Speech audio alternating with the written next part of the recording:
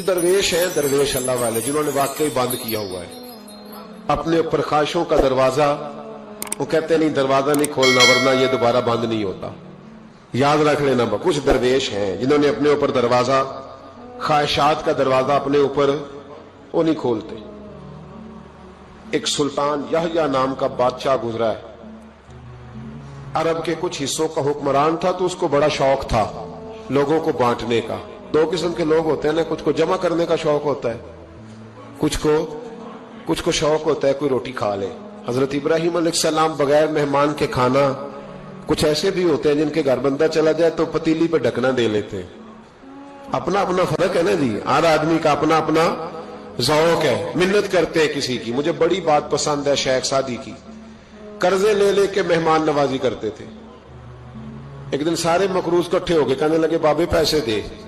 بابا جی کہتے ہیں وہ پیسے مانگ رہے ہیں، مجھے ٹینشن ہے کہ انہوں نے کھوایا کچھ نہیں، مجھے پریشانی لگی. ایک بچہ کوئی چیز بیچ رہا تھا، وہ کھیل مرونڈا نہیں بیچتے بچے، وہ بیچ رہا تھا تو آ گیا، تو کہنے لگا لینی ہے، تو بابا جی کہنے لگے میرے مہمانوں کو کھلا دے ساری. بچہ بھی راضی ہو گیا کہ سارا اکٹھا ہی گاہک مل گیا. تو سارا جب کھلا دیا کہنے لگا پیسے. تو شیخ سعدی فرمانے لگے تو بھی بیٹھ جا، یہ سارے پیسے لینے آئے ہوئے ہیں، بیٹھ جا، ان کے پیسے انہیں ملیں گے تو تجھے بھی. تو بچہ رو پڑا، رویا، کہنے لگا میں تو یتیم ہوں، 4 بہنیں چھوڑ کے آیا، اماں کی دوائی بھی لے کے جانی، مجھے تو پیسے چاہیے. بچہ رویا تو شیخ سعدی کا ایک مرید آیا، اس نے لا کے نظر پیش کی، کہ حضور یہ نذرانہ ہے. 400 دینار لایا. تو حضرت سعدی نے سب کو دیے، بچے کو بھی دیے. سب لوگ چلے گئے. تو ان قرض لینے والوں میں سے ایک بندہ سمجھدار تھا، حضرت سعدی کے پاس آ کے کہنے لگا بابا سمجھ نہیں آئی، ہم برسوں سے لینے آ رہے تھے، مل نہیں رہے تھے، کتنے مہینوں سے مانگ رہے ہیں نہیں مل رہے تھے، آج فٹافٹ مل گئے. تو شیخ سعدی بزرگ تھے نا، تو بزرگوں والی بات کر گئے. کہنے لگے تم میں رونے والا کوئی نہیں تھا نا، پوری مجلس میں ایک بھی رونے والا ہو تو سب کا کام بن جاتا ہے. رونے والا عاشق دا کم رونا توڑا، اے بنا رویو نہیں منظوری، بنا رویو نہیں منظوری تے بنا رویو نہیں منظوری. عاشق سدا ہی روندا رہندا، پاویں وصل ہوئے تے پاواں دوری. کا رونے والا ایک آ گیا ہے تو سب کا کام بن گیا ہے. تو کچھ لوگوں کو شوق ہوتا، بادشاہ کو سلطان یحییٰ عرب کے کچھ حصوں کا بادشاہ تھا، شوق بڑا تھا لوگوں کو کھلانے پلانے کا، بڑا شوقین تھا، بڑا بانٹتا تھا. اور کئی دفعہ معاذ اللہ اس پر فخر بھی کرتا تھا جو نہیں کر، تکبر سے بھی کہتا تھا بڑی جائیدادیں آؤ جس نے لینا ہے، تکبر بھی کرتا تھا معاذ اللہ جو نہیں کرنا چاہیے تھا. ایک دن جامع مسجد کے باہر کھڑے ہو کے نہ بانٹنے لگا. کوئی فقیر آیا تو ایک مٹھی بھر کے شرفیاں دے دی، کسی کو سونا دے دیا، کسی کو چاندی دے دی. ایک درویش بابا جی کونے میں بیٹھے ہوئے، اسی کسی دے کچھ بھی نہیں لگ دے، کوئی ضرورت نہیں، کونے میں بیٹھے.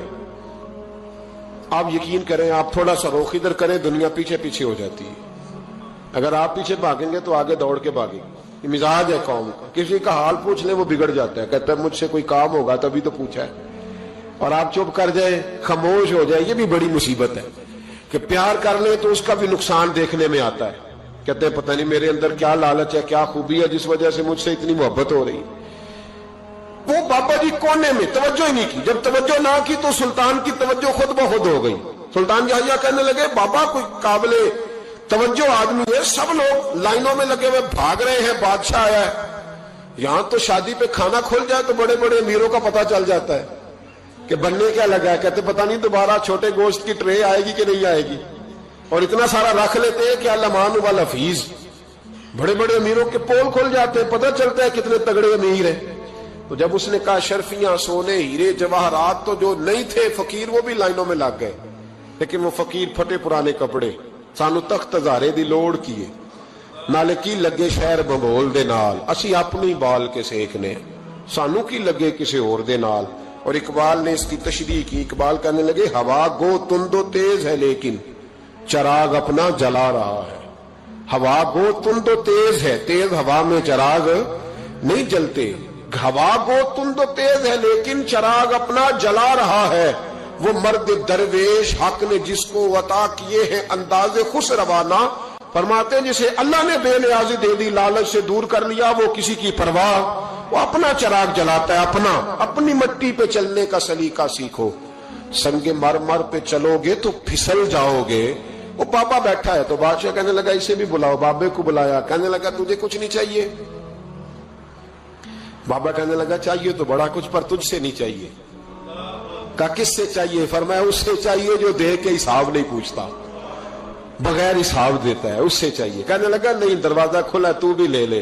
बाबा कहने लगा मैं ले तो लूं, पर तू दे कुछ नहीं ना सकता। बादशाह को गुस्सा आया, अकड़ थी, तकब्बुर था। कहने लगा तू क्यों नहीं मैं दे सकता, तू सवाल कर। तो बाबे ने साथ वाले फकीर से लकड़ी का काला प्याला पकड़ा, होते ना फकीरों के पास मांग, लकड़ी का काला प्याला। तो कहा लो दे दो कुछ। उसने फौरी तौर पर सोने की अशरफियां मुट्ठी भरी और लकड़ी के प्याले में डाली। अब जब प्याले में डाली तो कड़ कड़ की आवाज तो आई, पर पता नहीं वो किधर गई सारी अशरफियां। दूसरी मुट्ठी डाली तो फिर कड़ कड़ की आवाज आई, पर अशरफियां किधर गई कोई पता नहीं चला। तीसरी, चौथी, पांचवी, बाबे का प्याला खाली का खाली। 2 दफा भी, 4 दफा भी। ये बादशाह लोग जिद्दी होते हैं, मानते नहीं जल्दी, क्योंकि इन्हें किसी ने बता दिया होता है ना सारा कुछ तुम ही हो, अड़ जाते। हाँ हाँ, जो जिस मनसब पे भी बादशाह होता है अड़ जाता है। उसने कहा मैं भी जिद्दी हूं, प्याला भर के छोड़ना है। एक बोरी मंगा ली, दूसरी मंगा ली, तीसरी मंगा लिया। बाबा खुश है, मुतमईन है, चलो डालो, तुमने कहा था मिलेगी। अब वो मुट्ठी डालता, कभी अशरफियां, कभी हीरे, कभी चांदी, पर पता नहीं किधर जाती। बिल आखिर आहिस्ता आहिस्ता बैक होने लग गया। वजीर कहने लगा बादशाह पीछे से बोरियां खत्म हो गई है, अब नई मंगाने लगेंगी, पीछे कोई चीज भी नहीं, खत्म हो गया सारा कुछ। इंसान किसी को क्या दे सकता है? क्या हाँ वो इंसान बड़ा नवाजते हैं जिनके पास खजाने भी अल्लाह के दिए हुए होते हैं, वो नवाजते हैं लोगों, वो नवाजते। कहा तू क्या दे सकता है? बादशाह जब तंग आ गया ना बादशाह, तो घोड़े से नीचे उतर आया और बाबे के पैरों में बैठ के कहने लगा बाबा ये प्याला है किस बला का नाम? नीचे कौन सा कुआं है कि जो कुआं जो नीचे गिराता ही जाता है और जो भरता ही नहीं है? तो अब बादशाह का हाथ रुका तो बाबे ने प्याला छोड़ दिया और बड़ा कीमती लफ्ज कहा। बाबा कहने लगा बादशाह ये इंसानी ख्वाहिशात का प्याला है, ये इंसान की ख्वाहिशों का प्याला है, ये लालच का प्याला है, ये कभी भर सकता। इंसान कभी कहता है या अल्लाह अपना मकान दे दे, बड़ा राजी हूं, उसे अपना मिल जाता है, फिर कहता है नहीं सोसाइटी में होना चाहिए। फिर सोसाइटी में अल्लाह देता है तो कहता है 5 मरले का छोटा है। इसके नफ्स का प्याला कभी भरता। नबी पाक अलैहिस्सलाम ने फरमाया था उस ख्वाहिश के पीछे ना लगना जो तुम्हें नई ख्वाहिश में डाल दे। कोई नहीं समझ आई बात किया, बड़ी बात कर दी हुजूर ने एक जुमले। मुस्नद इमाम अहमद बिन हंबल में हदीस है, फरमाया उस ख्वाहिश के पीछे ना लगना जो तुम्हें एक नई ख्वाहिश में डाल दे, उसके पीछे ना लगना। और फरमाया उस ख्वाहिश के पीछे ना लगना जो तुम्हें बेजा ख्वाहिशों के पीछे लगा दे। लोगों के लल्ले तलल्ले, परेशानियां, आजमाइशें, लालच, हवस, वो परेशानी वो इतनी ओढ़ ली है लोगों ने कि दिलों से तकवा, रूहानियत, इबादत, दर्द, ज़ौक, शौक खत्म हो गया। दुनिया ही दुनिया बची है, दौलत ही दौलत बची है, बाकी हर चीज को नफ्स का सांप डस गया। मुहद्दिस इब्न जौजी रहमतुल्लाह अलैह फरमाते मेरे शहर का एक मालदार शख्स था तो एक बड़ी नागन खरीद के लाया। नागन सोने का अंडा देती थी नागन, पर अंडा सोने का अंडा देती थी। उसके बाल बच्चों ने भी, एक ही बेटा था, बीवी थी, उन्होंने कहा अब्बा ये नागन है, इसका काम डसना है, तो तू ख्याल कर। क्या कहा था हज़रत सुल्तान बहु ने? खारे खूह कदी मिठे नहीं थींदे, भावे सै मना गुड़ पाइए, ते सप्पां दे पुत कदी मिठ नहीं थींदे, भावे चूलियां दुध पियाइए, इसकी फितरत में डसना है। तो ये डसेगी, बात खत्म हो गई। का नहीं, सोने का अंडा देती है। रख लिया घर में, बकरी रखी हुई थी, पालतू बकरी, बकरी को नागन ने डस लिया, बकरी तड़प के मर गई। बीवी और बेटा कहने लगे ख्याल कर, बकरी को डस लिया ना उसने कहा बकरी कितने की? का 6 दिनार की। सोने का अंडा कितने का? 50,000 दिनार का। तो कहने लगा छोड़ो, अंडा तो मिल रहा है ना, अगरचे नागन है, अंडा तो आ रहा है। कुछ दिनों के बाद घर में घोड़ा रखा था, घोड़े को डस लिया, तड़प के मरा घोड़ा। उसको फिर समझाया बीवी और बेटे ने कि बस कर दे, ये नागन है, ये डसेगी। उसने कहा घोड़ा कितने का? 20 दिनार का। तो अंडा कितने का? 50,000 दिनार का तो छोड़ो, घोड़ा मरने तो नया ले आएंगे। अल्लाह अकबर। एक नौकर घर में रखा था जानवरों को चारा डालने को। अचानक उसने चारा जो उठाया तो अंदर वो नागन बैठी थी। उसने हाथ पे डसा, गरीब ने चीखें मारी, चीखें, पर गरीबों की चीखें लोगों को सुनाई नहीं ना देती। गरीबों की चीखें लोग दरवाजे बंद कर लेते हैं।